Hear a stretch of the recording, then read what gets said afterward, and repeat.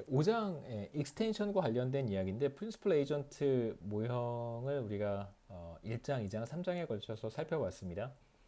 1장, 2장, 3장에서 봤던 프린시플 에이전트 모형은 비교적 간단한 형태의 모형이고요.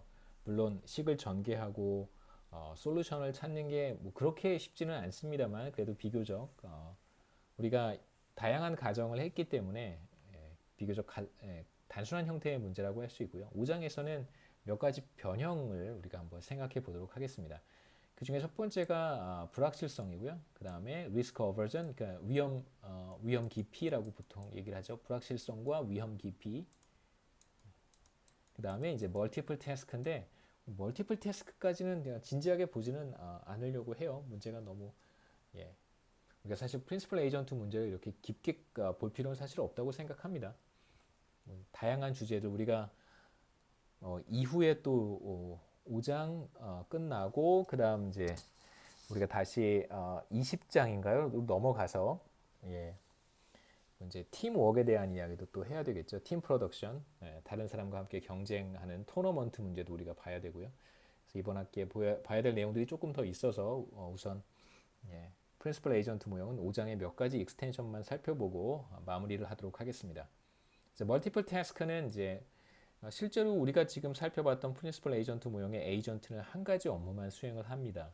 그래서 Q라고 하는 하나만 한 가지 업무를 수행을 하고요. 생산함수였었는데 한 가지 디멘전에 노력을 투입하면 그 디멘전에서 퍼포먼스가 나타나는 거예요. 만일 뭐 저와 같이 뭐 우리 학교 교수들은 저와 같이 여러 가지 일을 동시에 수행을 해야 됩니다. 학교에서 이제 교수 평가를 할 때, 뭐 여러분도 강의 평가를 하시긴 하지만, 이제 학교에서 교수의 업적을 평가를 하는데요. 저희들 업적은 크게 세 가지로 구분을 합니다. 첫 번째가 연구 영역이 있고요. 리서치를 얼마나 열심히 했는지. 그 다음에 강의였던 것 같고요. 교육입니다. 교육 영역에서 또 평가를 하고, 세 번째가 봉사예요. 봉사. 무슨 봉사인지 궁금하시죠? 봉사예요. 그래서 교육의 영역에는 여러분의 강의 평가가 들어갑니다. 그래서 여러분이 강의 평가를 잘 해주시면 저의 교육 영역에서의 네, 학교 평가가 좋아지겠죠. 네, 네, 그렇습니다. 교육 영역이 있고요. 자, 보통은 뭐 회사는 조금 또 달라요. 회사는 그 이렇게 정량화되지 않은 경우가 조금 더 많았던 것 같아요. 물론 연구소에 따라서 조금씩 차이는 있긴 있었지만 제가 있었던 보통은 평가의 기준이 대체로 애매모호합니다. 삼성경제연구소 같은 경우에도 평가의 기준이 대체로 애매모호해요.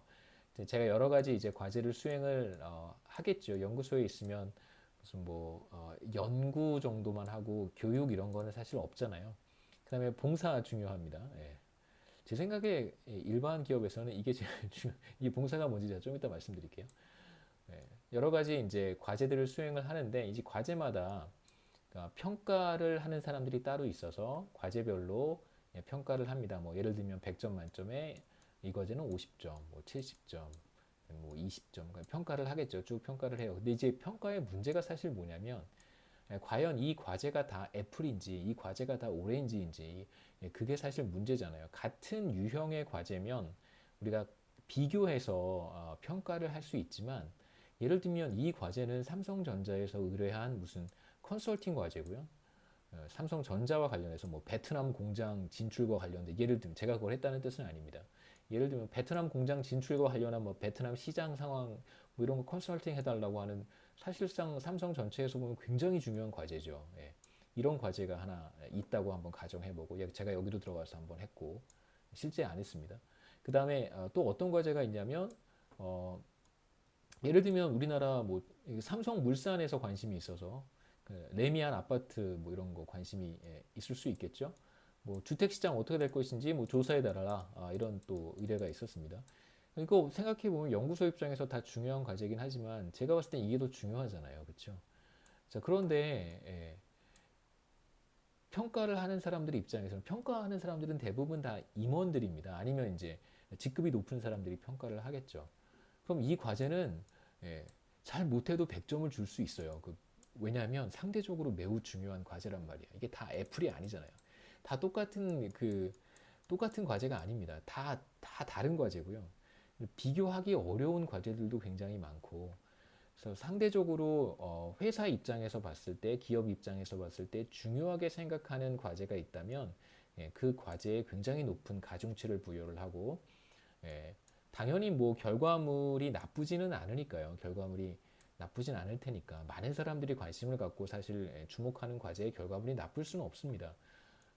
그래서 결과물도 나쁘진 않아요. 대부분 다 그래요. 과제들이 뭐 정말 이상한 결과물이 나오는 것들은 별로 없습니다. 대체로 좋다면 더 중요하게 생각하는 과제에 더 많은 점수를 부여할 거고요. 그럼 결국 어떤 사람이 이 Q가 높아지냐면 당연히 여기에 들어가 있는 사람들이 Q가 높아지는 것이죠. 그래서 실제로는 많은 사람들이 많은 과제들을 동시에 수행을 하고요. 태스크가 하나만 있는 게 아닙니다. 여러 개의 태스크를 동시에 수행을 해야 되고 그 여러 개의 태스크를 동시에 평가를 받아서 업무 성과로 반영이 되고요. 이제 다시 이쪽으로 돌아와서 그럼에도 불구하고 이런 과제를 통해서 성과를 측정을 하고 평가를 하고요. 그 다음에 이제 이거보다 사실 제가 봤을 때 더 중요했던 것은 개인 평가를 해요. 이 사람이 이제 회사에 어떠한 역할을 했고, 뭐 얼마나 중요하고, 함께 뭐 계속해서 고용 관계를 유지할 만한 가치가 있고 이런 것들을 이제 저보다 직급이 높은 사람한테 물어보고 평가를 하는 것이죠. 그러면 이제 자신이 관리자로서 자신이 관리하는 직원들의 그 뭐 업무 성과를 이제 주관적으로 평가를 하게, 이건 사실 객관적인 지표에 의한 평가고요. 주관적 평가를 하게 되는데 때때로는 뭐 이런 일들을 매우 열심히 한 사람들은 사실 아무리 주관적 평가가 좀 나쁘다고 하더라도 뭐 주관적 평가에 의해서 객관적 평가가 이렇게 더미네이트 되는 경우는 별로 없는데 대부분 이제 이런 과제에 참여하지 않고 뭐 이런 과제들에 주로 참여했던 사람들 같은 경우에는 대체로 평가자, 관리자의 주관적 평가가 굉장히 더미넌트하게 작용할 수 있습니다. 지금 이제 제가 속해 있는 서울여대에서의 평가 방식은 크게 세 가지 태스크를 우리가 수행을 해야 되고요. 연구 영역과 교육의 영역, 봉사 영역. 근데 이제 모든 것이 다 정량화, 점수화되어 있기 때문에 뭐 크게 문제가 되는 건 없습니다. 그래서 일반 기업에서는 사실 이 사람이 정말 뭐 가치 있는 사람인지 중요한 사람인지 일을 열심히 했는지 잘했는지 이런 것들을 정량적으로 평가하는 것이 제가 봤을 땐 쉽지는 않아요. 그래서 결과적으로 여러분이 나중에 졸업을 하셔서 취업을 한 다음에 여러분이 속해 있는 어떤 조직이나 회사나 기업이나 이런 곳에서 여러분을 관리하는 관리자가 이렇게 위에 있잖아요. 위에 사실 옆에 있죠. 위에 있다는 표현을 저도 사실 좋아하지는 않습니다만. 네. 자, 이렇게 여러분을 관리하는 사람이 이렇게 있습니다. 여러분을 지켜보고 있죠. 그렇죠? 네. 여러 사람들을 지켜보고 있습니다.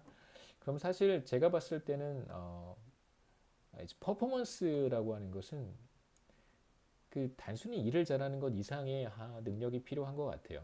네. 인사고과라고 하는 것이 그렇게 막 정량화할 수 있는 이런 작업을 수행했으니까 몇 점 이렇게 정량화하는 것이 사실은 쉽지는 않습니다. 그래서 관계가 굉장히 중요하고요. 여러분을 평가하는 평가자와의 관계가 굉장히 중요하고 그 다음에 이 사람과 매우 좋은 관계를 가지고 있는 이 사람과의 관계도 굉장히 중요하겠죠. 예.